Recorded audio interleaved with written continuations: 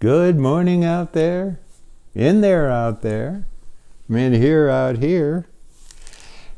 Boy, we had big rain the other day. That things just burst. I put in hostas about this big a year ago. They're like, right, Vivian? Morning, Mark, Mariana. Oh, boy, that's good. Vivi's nose, Vivi. Vivi's had her walk. Did you catch anything this morning? Nothing. Not a thing, huh? Deer tracks. Deer tracks. Here's a wonderful book I've been reading. Jim Alice Christmased me with, well, Vivi's off to catch the cats, I think. Van Gogh and the Artists He Loved. I never realized how self-deprecating Vincent Van Gogh was. He was so humble, and he just wanted all artists to paint. I mean, all people to paint, and he cared about other artists so much. It's just a wonderful book. Wonderful book. We had one thing in common, both scared of religion. He was scared of it. Me too.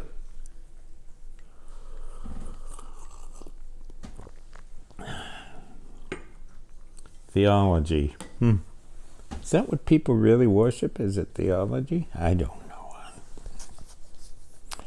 Too confusing for me. Check our book. Now I keep reminding you. July 27. Check out this email. We're going to do, if it works, it's going to be really nice with these wonderful pieces of music and then the poems. And one of the pieces of music is written by this marvelous poet, songwriter, Caprice Garvin. I get to work with Caprice. She lives in New Jersey every other week or so.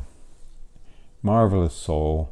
And she composed this piece of music to go along with the poems. And it's beautiful. It's like a tone poem. It's stunning.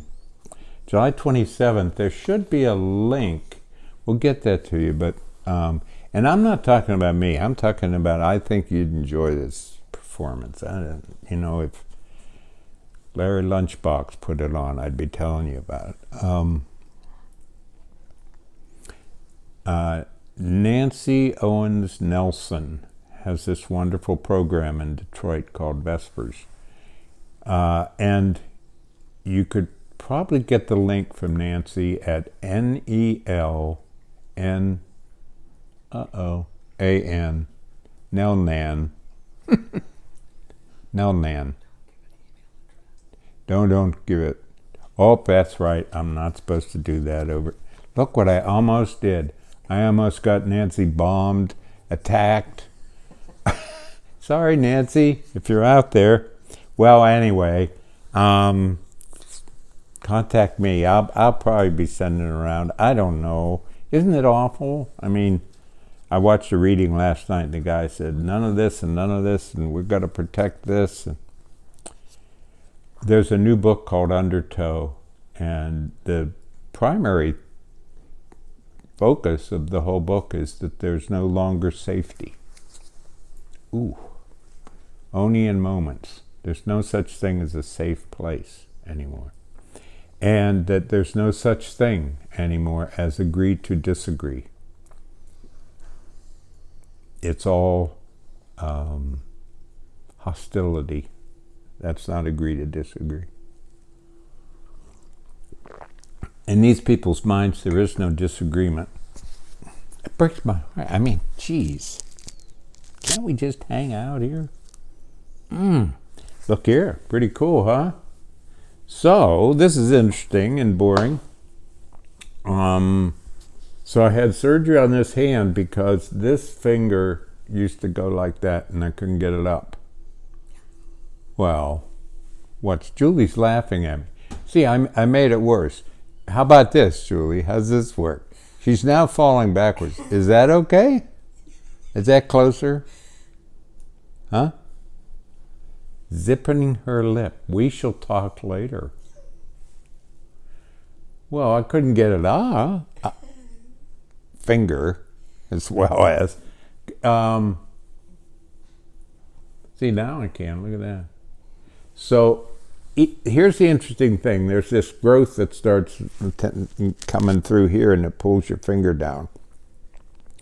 And 90-some% or more of the people who have this are Eastern European descent. It's honest to gosh, Eastern European. He said right away, "You're Eastern European," when I went in to see him. I said, "Yeah, Czechoslovakian." He said, "That's why." What do they got against us? Slurp, slurp. Check out that wonderful site, The First Sip.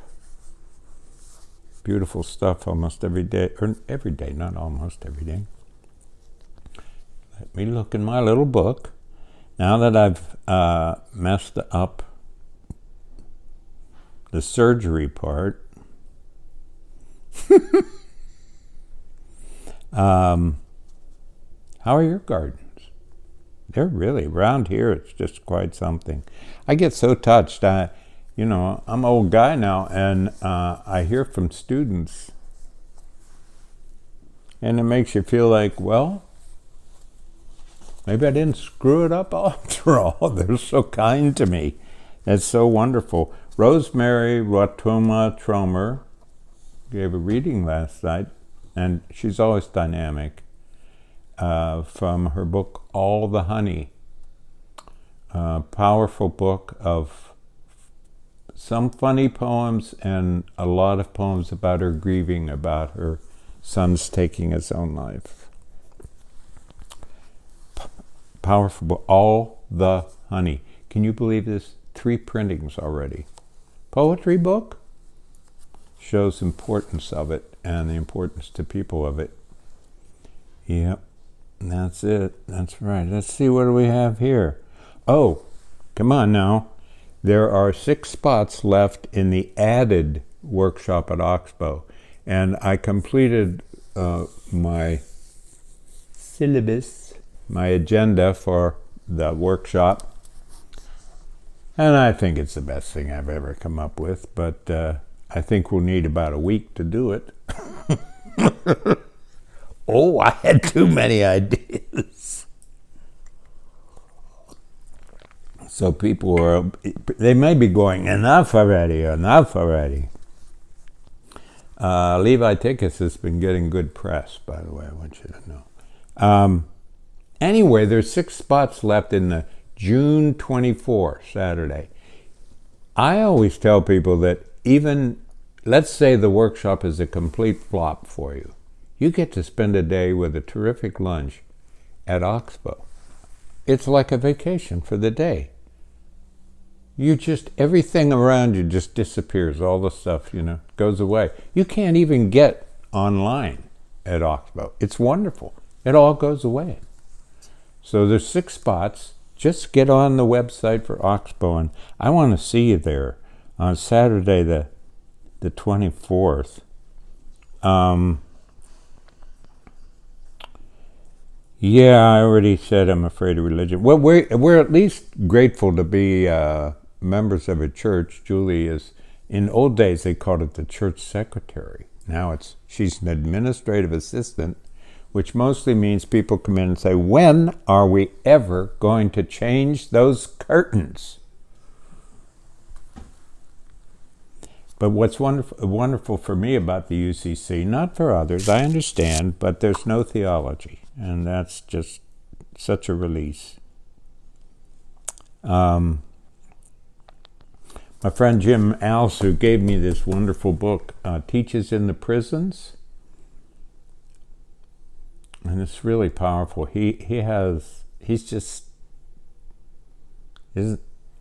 I don't know that you can handle it. It's so powerful. What it means to these prisoners to be in this prison. And one fellow, it's pretty clear he was falsely accused. He's been in there for years and years and years. And Jim has been teaching them about being a victim, because that's how they see themselves. And he's been saying, everybody can see themselves as a victim. We know somebody fairly close to us who is nothing but a victim.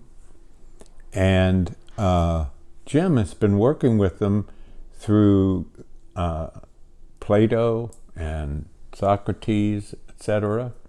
They love it. And he's been teaching them there has to be more than a victim. No, we're not going to get over being a victim of the prison system, etc. But I want you to have other things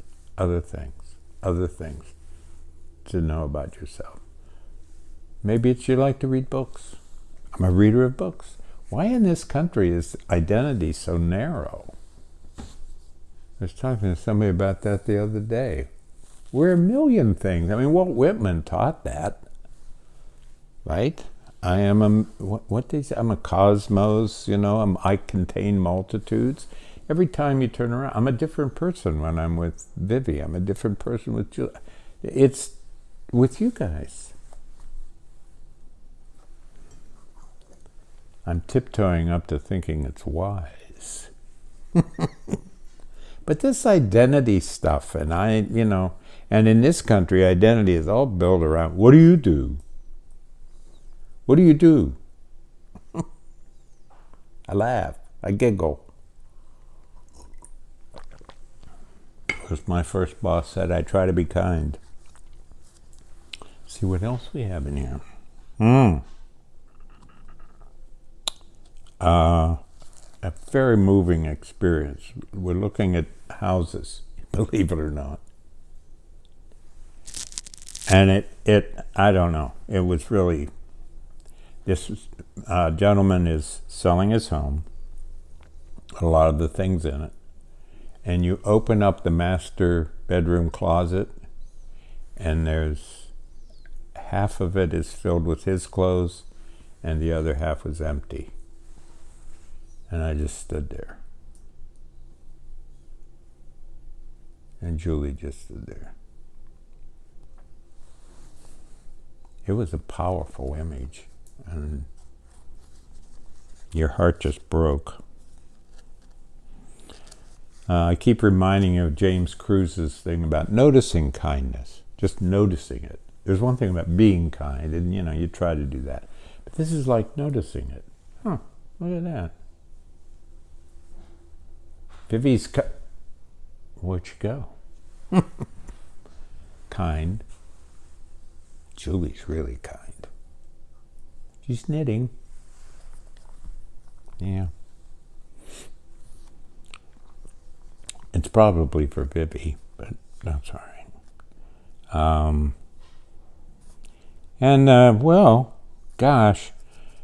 I think another thing that's starting to become aware is what they're doing in schools with these, sorry if you're a curriculum director, but I'm going to insult you, but they have these things where they impose on teachers. Nobody gets to be a teacher. Nobody. Well, most anybody. Nobody gets to be a teacher, and we'll just say it that way. Nobody gets to be a teacher anymore. Remember the teachers you had? Not the people who followed the directions of the curriculum director. Ask these 5 questions on Tuesday afternoon at 3. Need that for a sip. You know what excellence destroys? Interest. Curiosity. You have to do it well. Remember when you had a teacher who got you, and you just fell in love? You didn't remember anything. You just fell in love with history. Chemistry. I had a biology teacher in college. I don't remember a thing. But she'd come in and carry in like a stuffed beaver and say, look at this. Isn't it amazing? And I've been looking for stuffed beavers ever since, and I can't find one anywhere. And Julie's just holding her forehead. It was an animal. 5, 10, 15. I'm going overtime. Well, here's a poem for Sunday, if I can get it up here. This is from the new new manuscript collection coming out in 2024. Poem called Caught in the Web. It's been written and written about. Father and son playing catch. Toss, catch, throw, throw hard, catch in the web. Toss, reach for, and catch a high hard one. Catch in the web. We're in the backyard, my father and I playing catch. The only time and the only way we talk to one another. Every important decision in the remainder of my life flew there between us, carried by the ball. Its stitches twirling indefinitely toward me. My glove, the web. Each of his throws held a comma, a question mark, at times an exclamation point. There I learned that only if my arm's release was luckily precise could there be a period at the end of ambiguous demands. He never said a word about politics, the future, sex, belief in God. The answers were in the way I caught it in the web. Take care. Be kind. Thanks for being here. Try to be cheerful.